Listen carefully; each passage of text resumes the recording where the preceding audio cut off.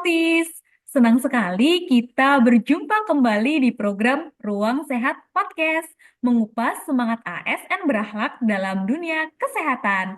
Hari ini kita akan membahas bagaimana instansi pemerintah, yaitu Kementerian Kesehatan, tetap menjadi pilihan masyarakat dalam memenuhi kebutuhan layanan kesehatan di masa sekarang. Narasumber kita hari ini yaitu Kak Hairunisa Nurul Firdausi, SSI. Kak Hairunisa merupakan pegawai Kementerian Kesehatan sejak tahun 2014. Beliau memulai karir sebagai administrator kesehatan di Direktorat Gizi Masyarakat, kemudian menjabat sebagai analis kebijakan ahli muda di Direktorat Tata Kelola Kesehatan Masyarakat pada 2022 hingga saat ini. Dalam perjalanan karirnya, Kak Harunisa telah banyak berkontribusi sebagai narasumber dalam berbagai pelatihan dan juga workshop, aktif mengikuti kepanitiaan, serta menghadiri seminar tingkat nasional hingga internasional.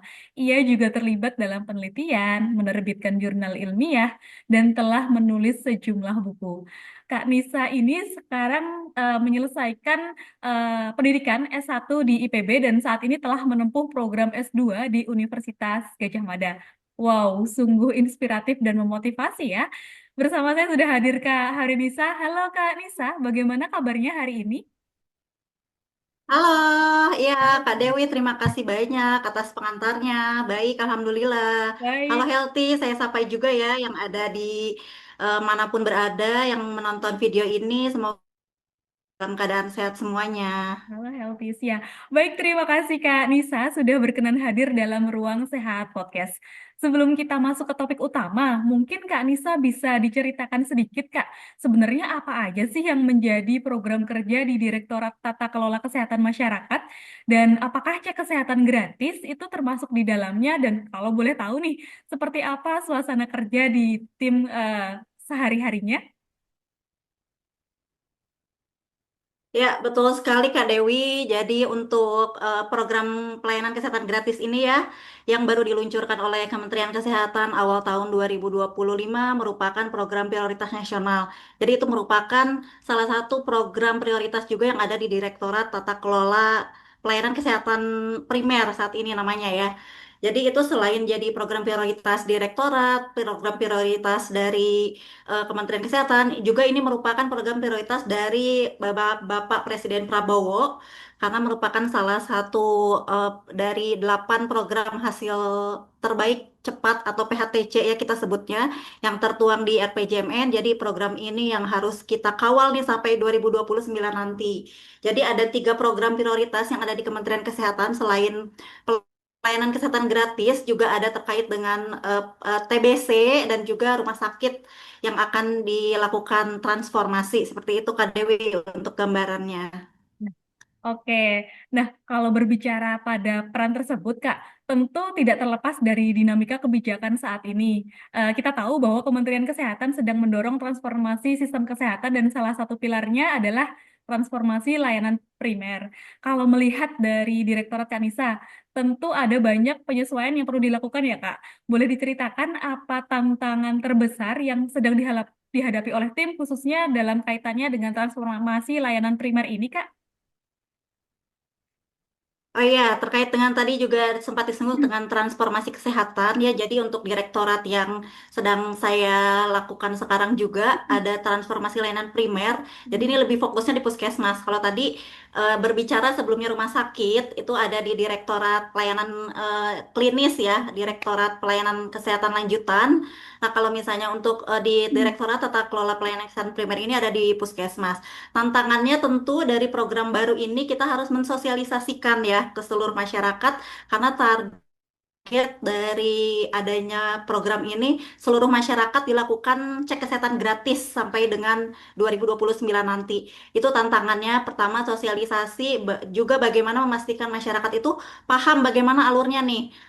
Alur pelayanan kesehatan gratisnya bagaimana, kemudian manfaat yang dirasakan oleh masyarakat bagaimana.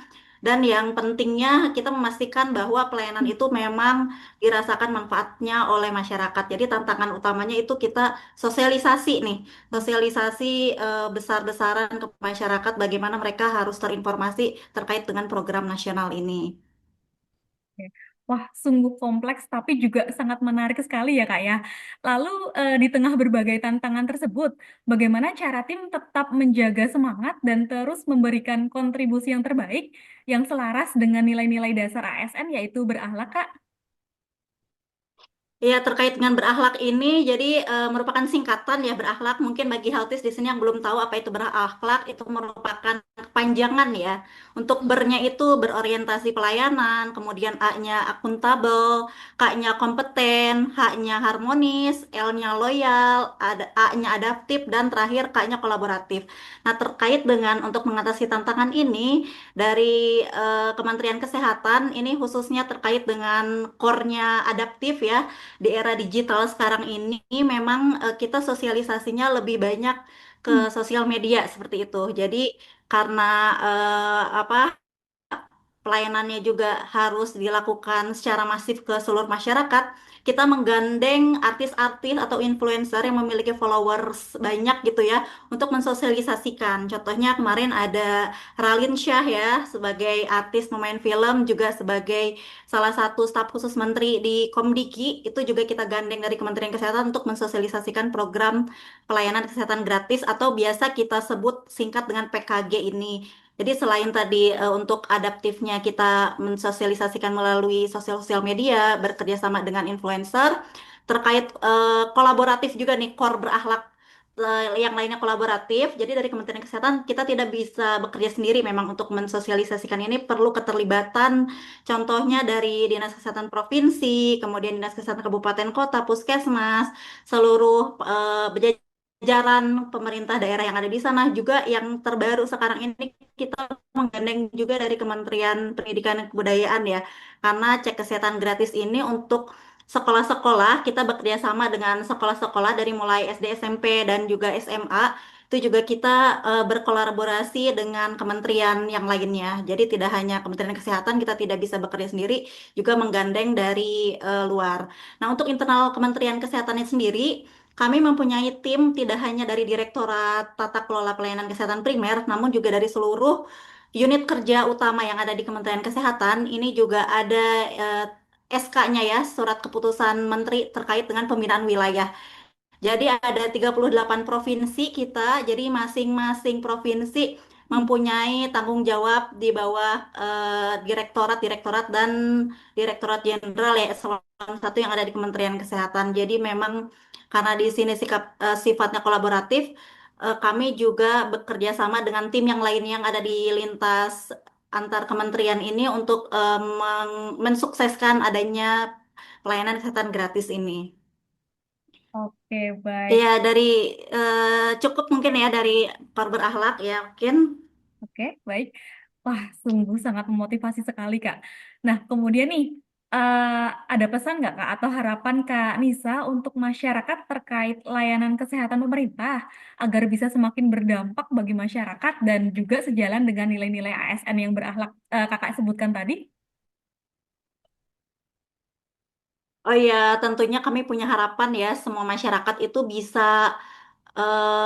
melakukan pelayanan kesehatan gratis ini karena ini merupakan fasilitas ya, bisa dibilang fasilitas pelayanan yang dilakukan secara gratis atau cuma-cuma oleh pemerintah.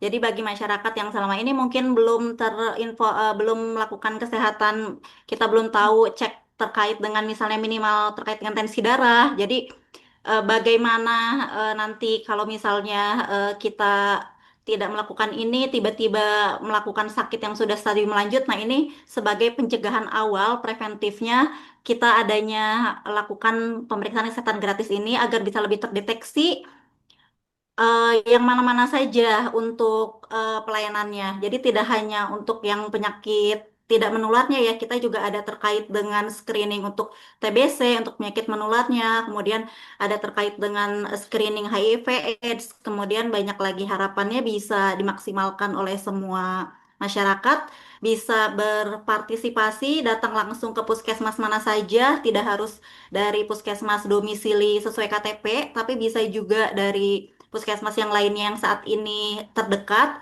itu bisa bisa langsung datang ke sana semuanya. Harapannya bisa semua terdeteksi kesehatannya secara dini seperti itu.